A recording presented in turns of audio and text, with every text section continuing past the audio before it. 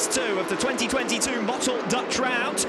Great start from Andrea Locatelli from the middle row of the grid. He's already passed Jonathan Rea and moves across his path in the run down towards turn number 1. It's formation flying up front then for Pata Yamaha 1 and 2.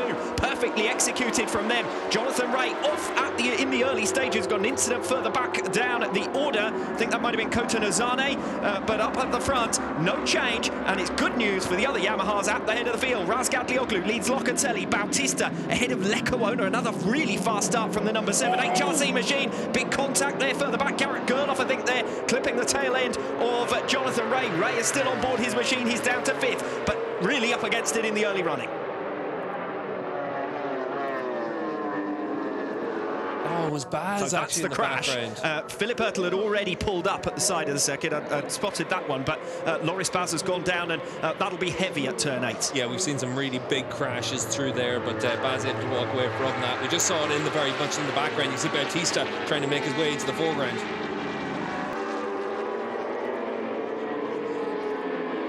Rea through in straightforward fashion on Andrea Locatelli, cutting his way past Ika Lekawona a lap ago, and now through on Locatelli.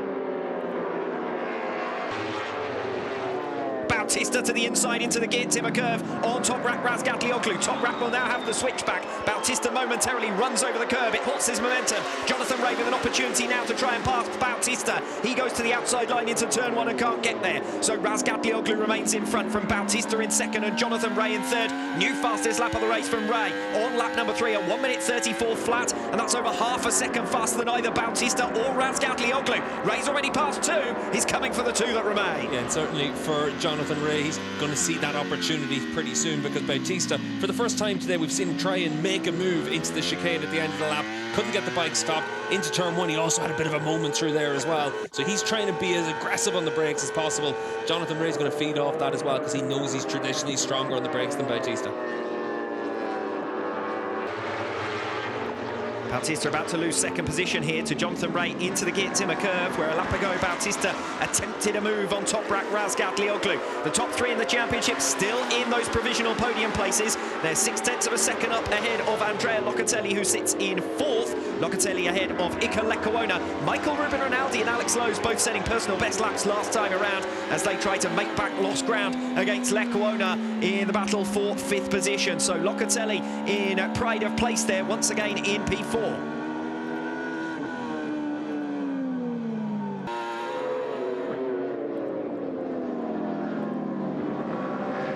5 laps gone. Razgatlioglu and Rea ahead of Bautista. Rea with a brilliant run there coming off turn 18 on the exit of the chicane. Rea was first into a straight line, but Toprak's strength on the brakes sees him through, or does it? He's gone a little bit deep there on turn 1. He's off the circuit, and down goes Jonathan Rea. Jonathan Rea is down and out, and so is Toprak. The pair have come down at the first 2 turns of lap number 6. They're rushing to their machines. Bautista will move up. Ika Lekawona will move up. In fact, I think at the moment Lekawona leads. Jonathan Rea and Toprak Razgatlioglu down on lap 6. In turn 2, we've seen incidents there in the past. Toprak looked like he had moved out wide. He had just gone in a little bit hot, and then they obviously came together through there. Bautista now about to try and take this Rea's lead. It's really close now all the way at the front of the field, but we know that Bautista's got a massive edge in terms of his raw pace compared to these other riders. For the first time this season, we won't have Jonathan Rea on the podium. We won't have Toprak Razgatlioglu on the podium. This is the aftermath. The 2 riders sliding out towards the gravel. Toprak is wondering what on earth Jonathan Rea is doing, but let's watch it from the other perspective. Razgatlioglu running wide. Yeah, Toprak's ran wide there. Jonathan's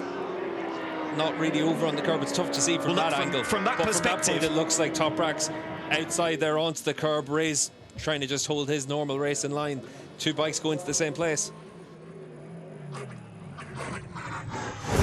We've got a clear lead 6, but particularly we've got a clear lead 3, the 3 fastest men in this World Championship. When 2 of them are out of the running, there are some riders here who are going to see this as one of very few chances they're going to have this year to take a podium place. The racing is going to be hot in that battle for 3rd.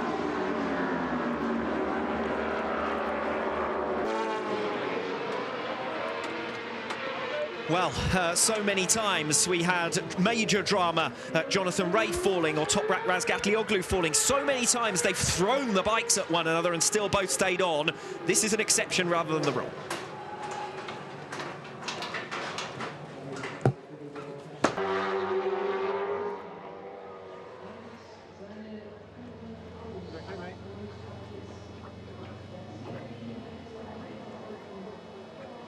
Let's watch the reaction of Toprak Razgatlioglu as he makes his way back now to his motorhome.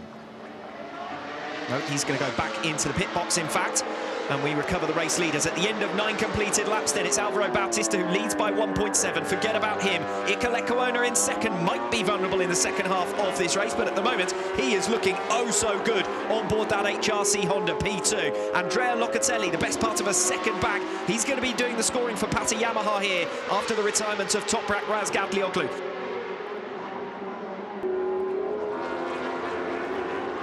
These are the 3 riders then from 8th position down. Van der Mark, Vierge and Mayas. Still no change up at the front. Bassani half a second now down on Andrea Locatelli. There's Vierge through on Van der Mark through the slowest corner on this TT circuit, Assen de Strubben at turn 5. So that for the moment at least resolves P8. Vierge, Van der Mark and Mayas in that order, rounding out your top 10. Up at the front, I've already said that Bassani's keeping a watching brief on Locatelli, but this is turning into a race for second now. Locatelli is pulling Bassani towards Iker Lecuona, who might be vulnerable in second place. This is going to be the pass earlier on in the race for Alvaro Bautista to recover the lead. He was impeded, of course, by Razgatlioglu and Rea. That allowed Lecuona to hit the front. Bautista, though, clear at the end of the field.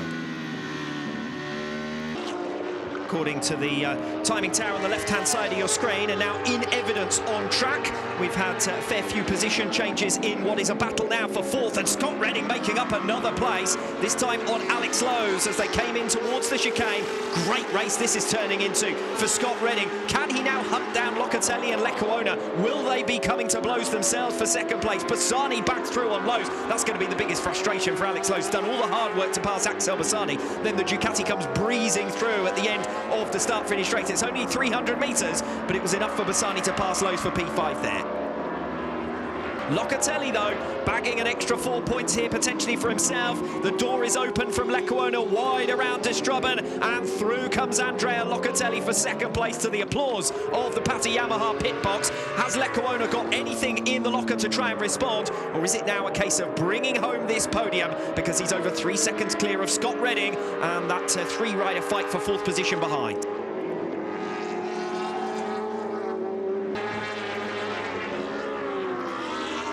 Lowe's on Bassani for P5. He's already passed Axel Bassani once as the number 22 from KRT, Alex Lowe's. He's passed him again now with 3 laps to go. Can he get clear of Scott Redding and take a 4th position? That would be a major salvage job on what's been a challenging weekend.